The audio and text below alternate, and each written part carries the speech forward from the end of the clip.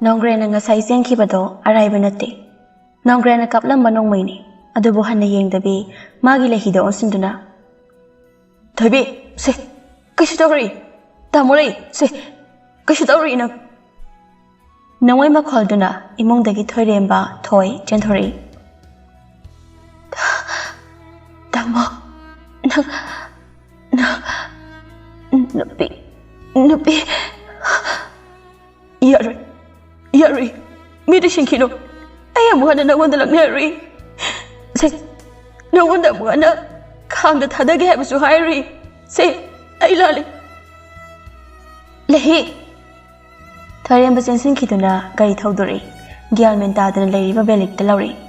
Velic, hospital of Punabatoste. Velic Mafido says I talked to Napogole, Adogala Hibutangali.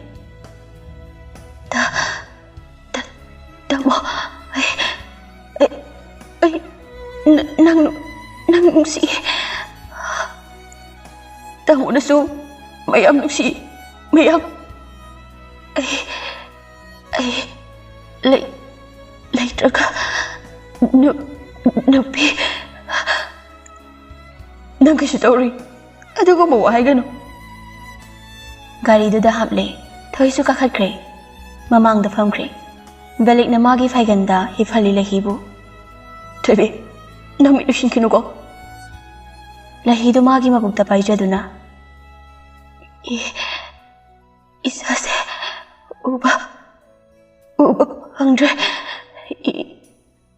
imasu yam saugadra kai saudino sorry aigidi nang kasu tawdraga loire aigidi nang napumna bokne asengbaira ai nang bu fuge habasu hair nang bu khang da thadage habasu hair nang sakinu ko Thoirembaga thaigaso ani dugi mataudo yengba ngamde tapo gari do khara kana thobiyo aigi thoibi se medicine kibana handu tare Thauri bani gari do kana adu hospital yoning bana masado ngaingam dabani hospital yoradi kanba ngamgada boiningi magi thoibi do Thoigi phone da call ali do paikhali Nanao isi yum halabo kanam talayamde Belix layamde Thoi kapning bado fajilaga hospital la chali kai ge lahi papa ka wina ba laktore ni midi Thoi maning de fe yengi adugi nati lahi do nongmai na pale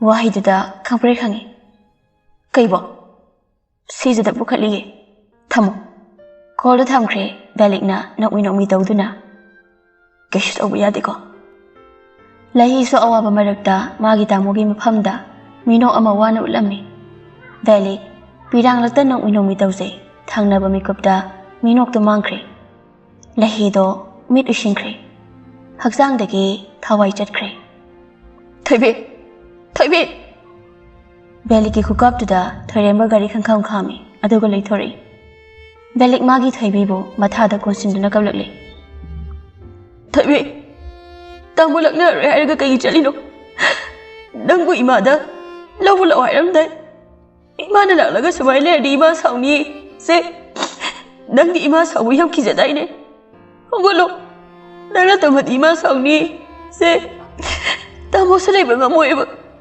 Dang tamo bunu si hairam dai Tamo nu si hairaga Tamo na waga dapat tabak tawri kai kino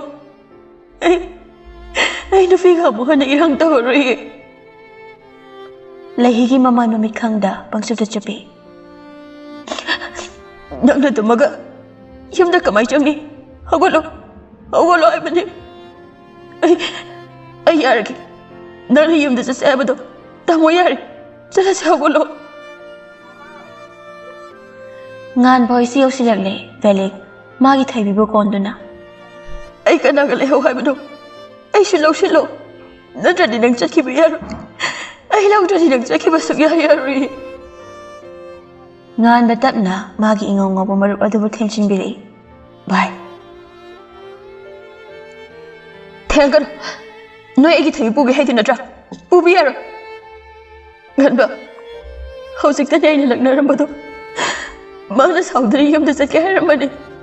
Imasu mana kauki bane. Oto. Ay wai bai. Ay nahi Thoibi sinung si. Ba sinung ay bakang jadi bane. Awa bane yom lagalang la mamane. Ay nasu hatin wahan ba. Ay amuhan na mamuwala ri. Laksulak na ri. How's why the sumo mono gamane? Felix, lahibu thang thare. Aduga mamai ko lele gayengi. Hospital yorabo. Hospital kadai. Doctor liyang ladi ay gi Thoibi anaba fane. Doctor diyam hay bane. Kadai no doctor. Moi diyam hay bane. Makhoi di megi thawai su kan bi bangam bane. Ay gi Thoibi peso. Makhoi di kan bangam gani. Sarok tu da amu pham thakre. Richard, mafi da dai thok tu na changli. Felix, lao, yum da halase. Haloi, yum da haladi. Na khoi na gi Thoibi bo. Ifam da gi se tu na pungi soi da na kani. Ay doctor la ko ngai kini. Ngan ba sauna nong thak ti katuna. Nong gre. Thaba hoidi yorakte paw hek pibaga ngan ba Daniel Richard thingna tholak labani. Daniel tapna sangsinduna. Felix, yum da hana ba torsi. Noi mana lahi sipur o haire. Felix tumduna leiri ba lahi don sinduna. Thoibi, tabro, se hawlo. Imana la o haire. Chala se hawlo. Daniel mamai fatlei tu yeng bangam de mataudo. Arembe hajarami habado hek yawi. Ngan bana. Bye. Yari batu. Richard su kaple. Marai bak thiraba magi maruki khanbada. Chaki ba made chatkre. Lehauri ba made kai oini khanbada. Chatkre lahi made. Magi tamogi kari su khanda. Nungsi hairamba thawai oibi mahak chakhrabada. Lehauri ba haksang sidi angaw baga pangka oire. Thoi su thamoi sokna thoirembagi mathada leiduna kaple. Laknarambani toina mangonda. Ngasigi angawba nupa masasina. Ngarang ta oiraboi ningi maya higat lambado. Hadabu ngasina thamoi sokna kapliba mataudo iyang mangamdre. Lahibu saroki machi amada thamkre. Aduga maso manakta tapna hiptharakduna. Nupidubu konsinduna. Tumo. Namana sangi hak tumuko. Koi ganuko. Nungdang wairam taslakladi nahaneba amu. Ngan bado thamoi sokna. Bye. Sangsin basungamda Richard pukonduna kapi. Moi mayamgi chagalaisi karamba numit thada mino ugani tambangamdre. Ngasai lehigi manakta chalamdaida uramba mino aduna aroibo oikibasu yai. Asi oireko punsi haibado. Ngayaki mamangda magi nupi kape haiduna chatkibado. Hauzik tumina kapsu kapta noksu nokta hiptuna laikre. Felix amuk fat hawgatuna lahibu yengi. Koi malada tumido. Hawgaloba. Bye. Matam sa thingjile. Lahi se pura se. Felix ngan babu ningamda na yengjari. Thoibi se. Hawgalu yadri bye. Ngan ba Felix bu konsinbi. Aibu nusi hairam laga chatkre ma. Mama bu yang pate. Ay na manung si kangna. Ay bu hodok lam laga chatke.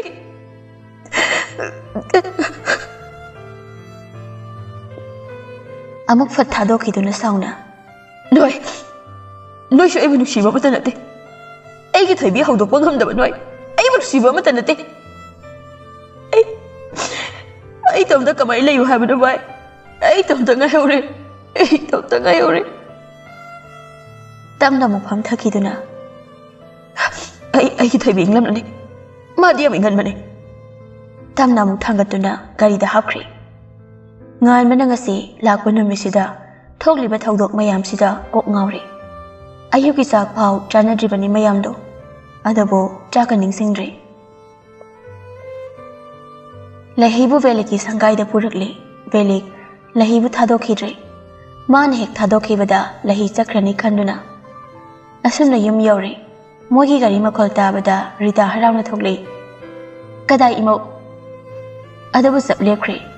Velik na lahi kolaga salakpadu ubada Samson su thokli. Hai, imau kuidore. Rita do gyan mangkhri thoisen sinduna. Ima. Samson ising lakthoktuna magi nupi bu ising khipi. Velik di magi oiba tonganba sangsar amada lahi bu konduna leiri. Lahi ki mabukta paijaduna. Isa sana. Nangi mama se hogolom ta hayudana. Nakhoy ani na hodokladi. Hogolakani. Nangi mama se. Papa matam ta leho bataleba. Nangi mama haudo. Ngan ba madi Richard na sinduna lahi bu mathong mangam pangthokna baselei. Velik to ngan badi yingduna. Kayo noi dai do. Ai gi thabi logi tharang na tro. Yar. Yar. Ai gi fam dagi thabi logi yari. Rita na. Nangu ima da logo la uhairam na tro. Ima na logo lakte ai duna. Ima bu waro rabo. Ima la le se lahi. Au ka lo ima la le. Ima da kirup yeng jabado. Gasi di yeng driba kai gino.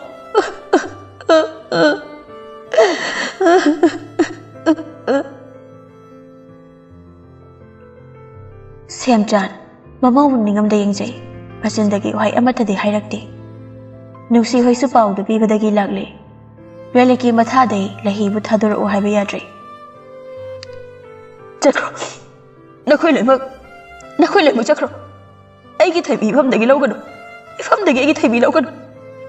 Bye. Lahi se. Beli perpraf imung da jinsinki. Aduga makhutta thanga ma pairaktuna mayam da utuna. Chakshilakano. Nakhoy ganamta magi minak sangan. Makhutna lahi bu khali. Ngan ba pham thaduna. Bye. Kai rom toy dubo. Beli thang do mulang thakre. Thoibi. Rita masana pa bu konduna. Ima gi bungo. Imau se khai bayam bu nusi dre aiduna. Hodok lam laga chatkrine. Ima. Thoibi se abu hana lakle roitro. Ai Thoibi nakta abu hana lakle roitro. Lakle roi. Amuk andai khoi mayam gi mang da lepla roi. Velik bu them nauduna lahi bu mai thakre. Lahi gi masado ut onkre. Velik jongseng gi hone ngan mana faraga. Bye. Aduna tawno. Phatiba. Madu yam phati bye. Bye. Thoibi siam sarabani bye. Mai siam kana chai. Ma khang ba warabani. Mai se mutalo bye. Mai se mutalo. Nangi na tawse. Ai khoi kamai yeng mo hai bano.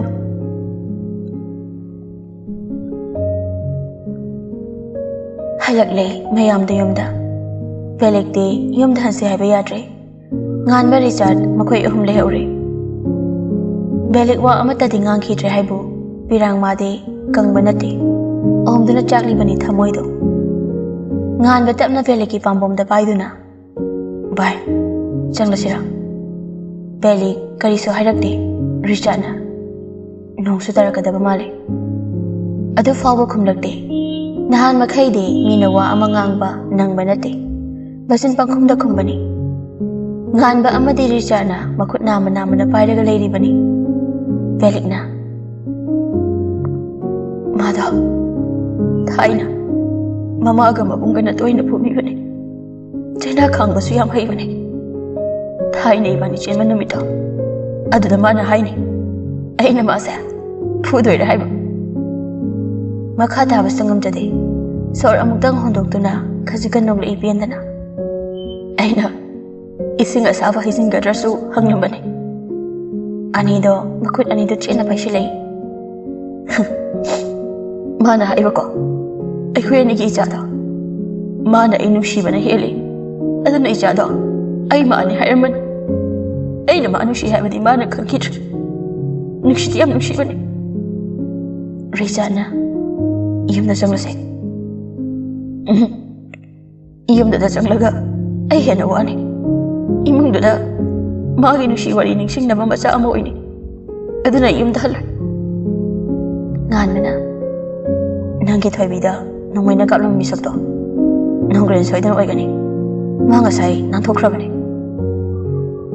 ꯃꯥꯅꯁꯨ ꯐꯠꯇ꯭ꯔꯤꯁꯦ ꯀꯩꯒꯤꯅꯣ ꯑꯩꯒꯁꯨ ꯅꯨꯡꯁꯤꯈ꯭ꯔꯕ ꯊꯣꯏꯕꯤꯕꯨ ꯄꯨꯗꯨꯅ ꯆꯠꯈ꯭ꯔꯤꯁꯦ ꯍꯧꯖꯤꯛ ꯅꯣꯡꯒ꯭ꯔꯦꯟ ꯂꯃꯟ ꯈꯨꯝꯕ ꯇꯉꯥꯏ ꯐꯗꯦ ꯍꯥꯠꯀꯅꯤ ꯑꯩꯒꯤ ꯏꯈꯨꯠꯃꯛꯅ ꯅꯣꯡꯒ꯭ꯔꯦꯟꯕꯨ ꯁꯣꯏꯗꯅ ꯍꯥꯠꯀꯅꯤ ꯉꯥꯟꯕ ꯑꯃꯗꯤ ꯔꯤꯆꯥꯔꯗꯅ ꯑꯩꯈꯣꯏꯅ ꯃꯇꯦꯡ ꯁꯣꯏꯗꯅ ꯄꯥꯡꯒꯅꯤ ꯊꯣꯏꯕꯤꯒꯨꯝ ꯃꯥꯁꯨ ꯍꯥꯠꯀꯅꯤ ꯑꯩꯒꯤ ꯊꯣꯏꯕꯤꯒꯤ ꯂꯃꯟ ꯈꯨꯝꯒꯅꯤ ꯂꯥꯛꯑꯣ ꯆꯪꯂꯁꯤ 이마도 너는 스마일해야지 누가야래 ngahanbana imase wakal nungai hendradi masa sonkini aduna imana nungari taba mata tawbanu balek to tapna hogale thoibi ngesigidi tamo changlagi ko natom ta leiba kiradi tamo da hairo ko tamo laki nangbu sangba tamo laki ꯇꯞꯅ ꯃꯃꯥꯏ ꯂꯩꯗꯨꯅ ꯆꯠꯄ ꯍꯧꯈ꯭ꯔꯦ ꯑꯅꯤꯗꯁꯨ ꯏꯟꯅꯔꯛꯂꯤ ꯌꯨꯝꯂꯣꯝꯗ ꯂꯥꯛꯄꯅ get ꯌꯧꯔꯦ ꯃꯐꯝꯗꯨ ꯍꯦꯛ ꯌꯧꯕꯒ ꯃꯐꯤ ꯑꯃꯨꯛ ꯇꯞꯅ ꯆꯤꯟꯊꯔꯛꯏ ꯃꯐꯝꯁꯤꯗꯅꯤꯀꯣ ꯅꯪꯅ ꯀꯤꯗꯨꯅ ꯂꯣꯠꯂꯝꯕ ꯃꯇꯝ ꯀꯨꯏꯔꯕꯒꯤ ꯇꯨꯡꯗ ꯑꯩꯅ ꯑꯍꯥꯟꯕ ꯅꯪ ꯎꯈꯤꯕꯗꯣ ꯃꯐꯝꯁꯤꯗꯅꯤꯀꯣ ꯉꯁꯤꯁꯨ ꯂꯣꯠꯂꯤꯕꯣꯏ ꯅꯤꯡꯉꯤ ꯑꯗꯨꯕꯨ ꯅꯪꯗꯤ ꯂꯩꯔꯝꯗ꯭ꯔꯦ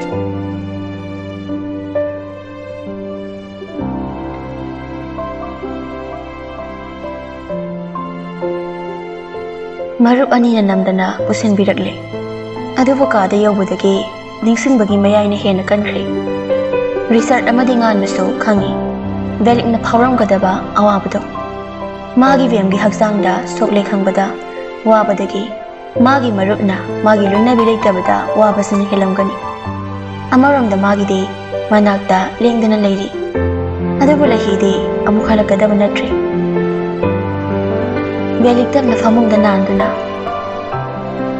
나시드기디 시다 또마로이고 낭 레이불라리빠 타박 또우다부 야데 깐나 하이람바도 아무 칸나 따게 팡느라 리차드 kapningbada phajinduna bai phi honglase asokado sumsi alaga lerdi narani aina sumaina lamhen basa ma lerdi ninga yam tawuni patte haiduna adabu ma laitre kana dai wada ninga tawni mana sakibada isa su yakri ngan bana se awolo sumai sum lay biyar pia fa mo se ai sumai lay kiyani nang gi thaibi na paung da ba thabak taw gi khalabo nang na sumai lay se nang gi thaibi na nungai ram gadra ma gi thaibi palak labada velik tap na hogatuna phi hongkhre dressing table mamang de lepada haukraba thodo ama ningsing lay Balik to ngasidi thaba ama chatkani haiduna loishili lahido nang minongmi jangsilaklaga baliki masamdo hapiri balik nok minongmi lahi makhang da paiduna managda singsili aivo mapan thoko ngamoi dore hami kaige baliki napida masak thimali balika chanade kai yenglaga bo lawi nu sidabo amuk toy tawa ngamanate hone tamola da tabirun ꯑꯩꯁꯨ ꯍꯥꯏꯔꯞ ꯀꯔꯤꯅꯣ ꯑꯃ ꯈꯜꯂꯛꯑꯕꯅꯤ ꯂꯍꯤꯗ ꯍꯥꯏꯔꯞ ꯌꯦꯡꯂꯒ ꯁꯛꯁꯨ ꯅꯣꯡꯃꯒꯤ ꯊꯤꯖꯤꯜꯂꯛ ꯄꯤꯛꯏ ꯈꯨꯄꯤꯛꯇꯨꯒ ꯈꯖꯤꯛ ꯋꯥꯡꯕ ꯑꯃ ꯊꯤꯔꯁꯤꯔꯅ ꯊꯤꯌꯣ ꯃꯁꯝ ꯐꯣꯏꯗꯠꯀꯦ ꯑꯩ ꯂꯩꯁꯤꯗꯤ ꯅꯪꯅ ꯃꯁꯝ ꯐꯣꯏꯔꯁꯨ ꯑꯩꯅ ꯈꯥꯝꯗꯣꯏꯅꯤ ꯂꯍꯤ ꯁꯧꯔꯞ ꯃꯈꯨꯠꯇ ꯊꯥꯡꯊꯗꯨꯅ ꯅꯨꯄꯤ ꯌꯥꯝ ꯄꯥꯝꯕꯩ ꯋꯥꯅꯤꯅꯦ ꯍꯥ ꯅꯨꯄꯤ ꯌꯥꯝ ꯄꯥꯝꯕꯩ ꯋꯥꯅꯦꯕ ꯍꯣꯏ ꯈꯔ ꯄꯥꯝꯖꯔꯦ ꯍꯥꯏꯇꯥꯔꯦ ꯄꯥꯄꯤ ꯑꯝꯇ ꯇꯧꯔꯣ ꯑꯗꯨ ꯑꯣꯏꯗꯤ ꯊꯤꯔꯣꯏ ꯑꯩꯗꯤ ꯍꯥꯏꯁꯤꯅꯤꯀꯣ ꯑꯩꯅ ꯍꯥꯏꯈ꯭ꯔꯗꯤ ꯇꯧꯔꯗꯝꯅꯤ ꯂꯍꯤ ꯕꯦꯂꯤꯛꯀꯤ ꯉꯛꯁꯝꯗ ꯀꯣꯟꯗꯨꯅ ꯈꯨꯅꯤꯡ ꯀꯥꯡꯂꯞ ꯇꯧꯅ ꯕꯦꯂꯤꯛꯀꯤ ꯃꯃꯥꯏꯗ ꯄꯥꯄꯤ ꯇꯧꯏ ꯕꯦꯂꯤꯛ ꯅꯣꯛꯃꯤ ꯃꯃꯥꯏꯗ ꯄꯥꯏꯖꯩ ꯐ꯭ꯂꯥꯁꯕꯦꯛ ꯏꯟ ꯃꯃꯥꯏꯗꯨ ꯄꯥꯏꯖ ꯅꯣꯛꯃꯤ ꯌꯦꯡꯖꯩ ꯃꯤꯔꯔꯗꯨꯗ ꯇꯥꯔꯤꯕ ꯅꯥꯏꯇꯣꯝ ꯇꯥꯔꯕ ꯁꯛꯇꯝꯗꯣ ꯌꯥꯝ ꯅꯨꯡꯁꯤꯕꯅꯦ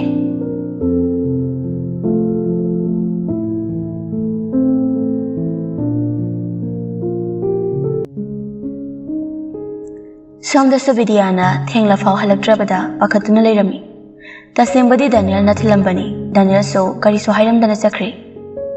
Vidya sanglapubada mamado haraukibani. Aduga thengbagi chaisiyam chaibani. Vidya do mamada ngasigi wari singdo liduna khangali. Nangdi kamaina lai.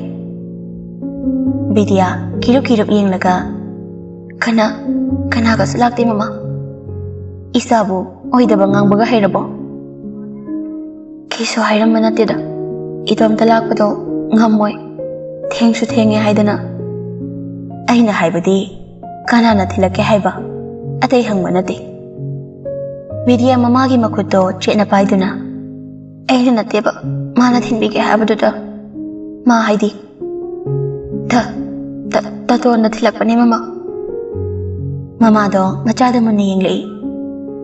Ngasaisu ibani wari amata sanade. Hauzik lapadasu wa amata ngangnade. Masu ingonde yenglakte. Mana yenglakte haibadi nangdi kamai khangiba. Ai ni yengmani. Makuta isu thokpaduda aina hida haposu haibani. Mana di kaisu khunglakte. Yengsu yenglaktabani. Mama ai kaisu tawrudi. Mama na haibalo yaraki. Tato unsu yagrabani. Ibani kainaba khara nate. Mayam haurabani. Kasi khak 1% khak ngairabani. Mama do nokningli. Adabu nokjadi. Noklurabadi magi asauba thazakiroi khanduna. Vidya do mamagi makuto hena chetna paisinduna. Mama aisu yengaroi. Promise. Adoko mama tatongi nupini haiba nupido ngasai hatkre. Ha. Taton su kaisu haidebo. Magi nupi halaga. Mana tumina laido kaigino. Changuso lari pazawro. Hoy mama. Vidya hawadana sangkre mama de wakal khalaga leheuri.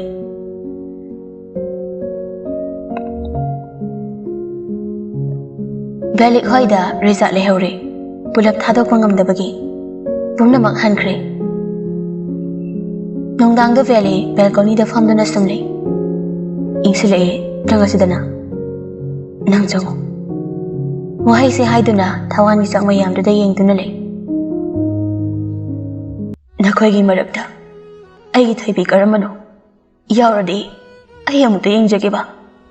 Tanzaduda thawan mi sak maraktagi tangna leiriba angan ba thawan mi chakto mamita gupta gupagum tublai.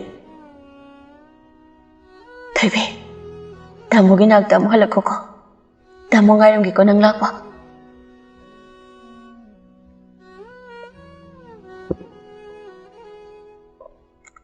Somda nangan bato masado yam chokthare.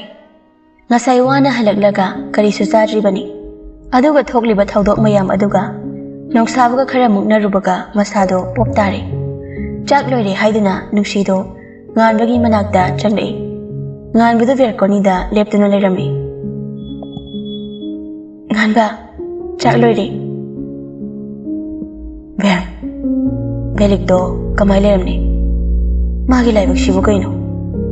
Mana nungsiba khuding magi manakta amta thamdrisibu kaino. Mana taibung mapung mahakta kai lankrabage. Pumnamak nongdamba magi nongdam khoni. Lahiso nungaiba horakpada ngairi. Nongma chatkadaba miyoibani. Ngasi kana chatkini hayeng kana amuk khangma nate. Pumnamak aikhoibu poklakpada semduna thamkrabani. Aikhoina kanduna chatpa yagadaba nate. Aikhoi pumnamak adugi wahaidu haini. Adabu aikhoi yumda thoklaba isada thengnaraba kandadi maisha phanganu yade. Awaba leitaba punsibo punsi kaugadrane. Mi ama oirabadi awaba nungaiba pumnamak thengnaba haibasidi mahausani. Pumnamakbo thengnaba ngamba miyoi adutana punsigi mahau mahek sengna khangba haibado. Chakiba mana chakraso lehauri bai khoigi khandaba yade. Ngan ba tapna mamito isinduna awaba pumnamak phajinduna tapna mu panglei.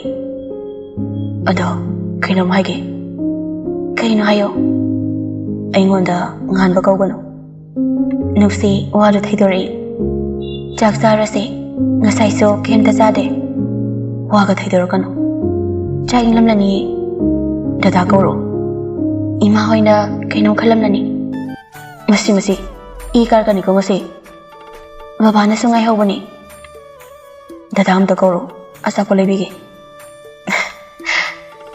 ꯑꯩꯕꯨ ꯑꯉꯥꯡ ꯃꯆꯥꯒꯤ ꯃꯑꯣꯡꯗ ꯊꯦꯝꯃꯤꯕ ꯍꯥꯏꯗꯨꯅꯤꯅꯦ ꯃꯄꯨꯔꯣꯏꯕꯗ ꯃꯤꯡ ꯀꯧꯕ ꯐꯠꯇꯦ ꯍꯥꯏꯕꯅꯤ ꯁꯦ ꯑꯝꯇ ꯀꯧꯔꯛꯑꯣ ꯑꯩ ꯍꯩꯅꯔꯣꯏ ꯍꯥꯏꯕ ꯍꯩꯅꯗ꯭ꯔꯁꯨ ꯀꯨꯝꯃꯁꯦ ꯀꯨꯝꯃꯣꯏ ꯅꯪ ꯀꯨꯝꯗ꯭ꯔꯁꯨ ꯑꯩꯗꯤ ꯀꯨꯝꯃꯅꯤ ꯉꯥꯟꯕ ꯅꯨꯡꯁꯤꯒꯤ ꯃꯈꯨꯠꯇ ꯐꯥꯗꯨꯅ ꯗꯗꯥ ꯀꯧꯗ꯭ꯔꯤꯈꯩ ꯆꯠꯄ ꯌꯥꯔꯣꯏ ꯑꯩ ꯍꯩꯅꯗꯦ ꯍꯥꯏꯃꯤ ꯁꯦꯕꯥ ꯅꯨꯡꯁꯤ ꯇꯞꯂꯞ ꯃꯃꯥꯏ ꯅꯣꯟꯊꯈꯤꯗꯨꯅ ꯗꯗꯥ ꯉꯥꯟꯕ ꯊꯃꯣꯏ ꯃꯄꯥꯗ ꯃꯈꯨꯠ ꯄꯥꯏꯗꯨꯅ ꯑꯌꯥ ꯄꯥꯍꯜꯂꯤꯁꯤꯗꯤ ꯑꯁ ꯌꯥꯔꯦ ꯂꯥꯛꯑꯣ ꯍꯧꯖꯤꯛꯀꯤꯗꯣ ꯄꯦꯟꯗꯦ ꯑꯃꯨꯛꯀ ꯀꯧꯔꯣ ꯑꯁ ꯌꯥꯔꯤꯁꯦ ꯍꯣꯔꯦꯟ ꯀꯧꯒꯦ ꯑꯁꯦꯡꯕꯩ ꯉꯥꯟꯕ ꯑꯃꯗꯤ ꯅꯨꯡꯁꯤ ꯃꯈꯨꯠ ꯁꯝꯅꯔꯒ ꯀꯨꯝꯊꯔꯛꯏ ꯈꯨꯠꯁꯦ ꯁꯨꯝ ꯊꯝꯃꯒ ꯆꯪꯁꯦ ꯍꯥꯏꯕ꯭ꯔꯣ ꯀꯥꯎꯕꯅꯦ ꯀꯥꯎꯁꯤꯟꯅꯩ ꯑꯣꯏꯔꯝꯅꯤ ꯅꯠꯇꯦ ꯀꯤꯆꯟꯗ ꯆꯪꯂꯛꯇꯨꯅ ꯆꯥꯛ ꯆꯥꯃꯤꯟꯅꯔꯦ ꯆꯥꯛ ꯇꯣꯛꯂꯕ ꯃꯇꯨꯡꯗ ꯅꯨꯄꯤꯗꯨꯗꯤ ꯆꯪꯂꯛꯇꯦ ꯃꯁꯤ ꯅꯨꯄꯤꯁꯤꯕꯨ ꯀꯩꯗꯧꯔꯤꯖꯥꯠꯅꯣ ꯃꯨꯔꯨꯝ ꯁꯣꯜꯂꯤꯉꯩ ꯅꯨꯡꯁꯤ ꯇꯞꯂꯤ ꯆꯪꯂꯛꯏ ꯀꯩꯗꯧꯔ ꯂꯩꯒꯦ ꯊꯕꯛ ꯇꯧꯔꯤꯅꯤ ꯀꯩꯅꯣ ꯑꯗꯣ ꯑꯩ ꯄꯔꯐꯦꯛ ꯑꯣꯏꯗ꯭ꯔꯤꯕꯣ ꯅꯨꯡꯁꯤ ꯏꯀꯥꯏꯔꯛꯂꯦ ꯑꯣꯏꯗ꯭ꯔꯤ ꯀꯩ ꯋꯥꯠꯂꯤꯒꯦ ꯌꯥꯝ ꯋꯥꯠꯂꯤ ꯉꯥꯟꯕ ꯐꯝꯂꯝꯕꯗꯒꯤ ꯐꯨꯛ ꯍꯧꯒꯠꯇꯨꯅ ꯅꯨꯄꯤꯗꯨꯒꯤ ꯃꯅꯥꯛꯇ ꯆꯪꯗꯨꯅ ꯑꯩ ꯅꯨꯡꯁꯤꯕ꯭ꯔꯣ ꯅꯨꯡꯁꯤꯗꯦ ꯈꯪꯖꯔꯦ ꯉꯁꯥꯏ ꯄꯥꯈꯠꯇꯅ ꯈꯣꯡꯂꯤꯗꯨꯕꯨ ꯀꯅꯥꯅꯣ ꯑꯩ ꯃꯥꯏ ꯇꯥꯔꯨꯒꯦ ꯉꯥꯟꯕꯅ ꯐꯥꯗꯨꯅ ꯇꯥꯕ ꯌꯥꯔꯣꯏ ꯍꯟꯗꯣꯛꯑꯣ ꯐꯩ ꯑꯩ ꯅꯨꯄꯤ ꯀꯣꯏꯕ ꯍꯧꯔꯒꯦꯕ ꯑꯩꯕꯨ ꯅꯨꯡꯁꯤꯕꯤꯕ ꯃꯤ ꯊꯤꯕ ꯇꯥꯕꯅꯦ ꯅꯍꯥꯟ ꯔꯤꯆꯥꯠꯅ ꯅꯝꯕꯔ ꯄꯤꯔꯛꯄꯗꯨꯕꯨ ꯑꯣ ꯐꯣꯟꯗ ꯂꯧꯊꯣꯛꯇꯨꯅ ꯅꯝꯕꯔ ꯑꯃꯗ ꯀꯣꯜ ꯇꯧꯏ ꯋꯥꯔꯤ ꯁꯥꯗꯨꯅ ꯊꯣꯛꯈꯤ ꯃꯥꯏꯁꯤꯕꯨ ꯑꯁꯦꯡꯕꯒꯤ ꯑꯣꯏꯖꯠꯂꯅꯦ ꯅꯨꯡꯁꯤꯗ ꯄꯔꯄꯔ ꯊꯣꯛꯂꯛꯂꯒ ꯋꯥꯔꯤꯗ ꯇꯥꯔꯤ ꯅꯨꯡꯁꯤꯕꯤ ꯆꯥꯛ ꯆꯥꯔꯕꯣ ꯌꯥꯝ ꯍꯥꯎꯅ ꯆꯥꯏꯀꯣ ꯍꯣꯏꯕ ꯇꯨꯝꯈ꯭ꯔꯦꯕ ꯀꯥꯏꯗꯅꯣꯗ ꯊꯥꯏꯅ ꯏꯉꯥꯎ ꯉꯥꯎꯅ ꯆꯦꯟꯈꯤꯕꯅꯦ ꯑꯗꯣ ꯍꯧꯖꯤꯛꯇꯤ ꯅꯪ ꯂꯩꯔꯁꯤꯗꯤ ꯑꯩꯒꯤꯗꯤ ꯍꯣꯏꯕ ꯅꯨꯡꯁꯤ ꯍꯥꯏꯕ ꯌꯥꯝꯅ ꯐꯣꯟꯗꯨꯗ ꯑꯃꯨꯛ ꯆꯠꯄꯤ ꯅꯨꯡꯁꯤ ꯁꯥꯎꯅꯤꯡꯂꯦ ꯄꯥꯁꯨ ꯌꯥꯝ ꯄꯥꯈꯠꯂꯦ ꯉꯥꯟꯕꯁꯦ ꯅꯨꯄꯤ ꯀꯣꯏꯔꯕ꯭ꯔꯥ ꯍꯥꯏꯅ ꯉꯥꯟꯕꯅ ꯅꯣꯛꯃꯤ ꯍꯥꯏꯕꯗꯨꯁꯨ ꯇꯥꯏ ꯅꯪꯒꯤ ꯋꯥꯈꯜ ꯈꯜꯂꯤꯌꯦ ꯁ꯭ꯄꯤꯀꯔ ꯑꯣꯟ ꯇꯧꯗꯨꯅ ꯅꯤꯡꯊꯤꯅ ꯑꯃꯨꯛ ꯐꯝꯈ꯭ꯔꯦ ꯅꯨꯄꯤꯗꯨꯅ ꯀꯦꯁꯤꯟꯅꯗꯨꯅ ꯍꯥꯏꯔꯛꯂꯤꯕꯗꯨ ꯇꯥꯏ ꯑꯗꯣ ꯀꯔꯝ ꯀꯥꯟꯗ ꯑꯩꯕꯨ ꯅꯣꯏꯗ ꯄꯨꯁꯤꯟꯗꯣꯏꯅꯣꯕ ꯀꯨꯏꯔꯔꯣꯏꯗ ꯑꯩꯒꯤ ꯐꯤꯕꯝꯁꯤꯒ ꯌꯨꯝꯗ ꯀꯨꯏꯅ ꯂꯩꯅꯤꯡꯗ꯭ꯔꯦꯀꯣ ꯏꯃꯥ ꯍꯣꯏꯅ ꯈꯪꯂꯛꯂꯗꯤ ꯑꯩ ꯁꯤꯔꯅꯤ ꯋꯥꯍꯩꯗꯨꯗ ꯅꯨꯡꯁꯤ ꯁ꯭ꯋꯥꯏ ꯂꯥꯎꯏ ꯃꯃꯤꯠ ꯂꯥꯎꯊꯣꯛꯇꯨꯅ ꯃꯈꯨꯠꯅ ꯃꯆꯤꯟ ꯈꯨꯝꯃꯒ ꯂꯩ ꯍꯣꯏꯕ ꯑꯩꯁꯨ ꯈꯪꯉꯤ ꯀꯩꯗꯧꯔꯒꯦ ꯑꯗꯨꯒꯤꯗꯃꯛ ꯅꯠꯇ꯭ꯔꯣ ꯑꯩꯈꯣꯏ ꯑꯅꯤꯅ ꯍꯤꯡꯂꯤꯕꯁꯦ ꯑꯗꯣ ꯏꯆꯥꯁꯦ ꯃꯄꯥ ꯎꯅꯤꯡꯉꯦ ꯍꯥꯏꯔꯛꯏ ꯍꯧꯖꯤꯛ ꯂꯥꯛꯀꯦ ꯂꯩꯔꯝꯃꯨ ꯍꯣꯏ ꯀꯨꯏꯔꯅꯨꯀꯣ ꯐꯠ ꯂꯥꯛꯑꯣ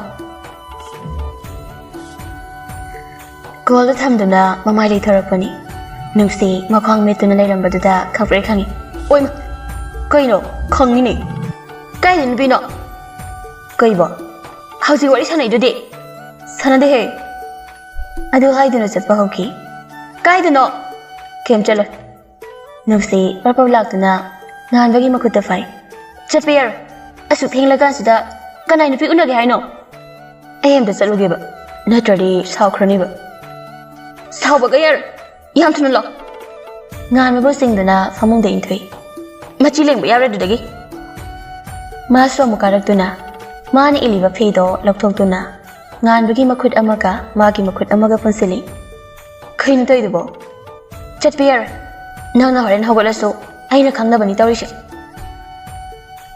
ꯅꯅꯥꯎ ꯅꯨꯄꯤꯗꯣ ꯃꯩ ꯍꯧꯅ ꯁꯥꯎꯔꯝꯂꯅꯤ ꯍꯥꯏꯕꯅꯤ ꯅꯪꯕꯣ ꯑꯩ ꯑꯃꯨꯛ ꯍꯜꯂꯛꯀꯦꯕ ꯐꯠ ꯂꯥꯎꯅ ꯆꯠꯄ ꯌꯥꯔꯣꯏ ꯍꯥꯏꯗꯤ ꯌꯥꯔꯣꯏ ꯉꯥꯟꯕ ꯇꯞꯅ ꯃꯈꯨꯠꯇ ꯀꯤꯔꯤꯕ ꯐꯤꯗꯣ ꯂꯧꯊꯣꯛꯇꯨꯅ ꯑꯩꯁꯨ ꯑꯩꯒꯤ ꯅꯨꯡꯁꯤꯕ ꯊꯤꯖꯕꯅꯤ ꯁꯤꯗ ꯅꯪꯅ ꯊꯤꯡꯕꯒꯤ ꯃꯊꯧ ꯇꯥꯗꯦ ꯅꯪꯁꯨ ꯅꯪꯒꯤ ꯑꯄꯥꯝꯕ ꯂꯝꯕꯤꯗ ꯆꯠꯈꯣ ꯃꯗꯨꯗ ꯑꯩ ꯊꯤꯡꯂꯣꯏ ꯐꯨꯛ ꯍꯧꯒꯠꯂꯒ ꯆꯠꯈꯤ ꯅꯨꯡꯁꯤ ꯀꯞꯂꯤ ꯂꯩꯍꯧꯏ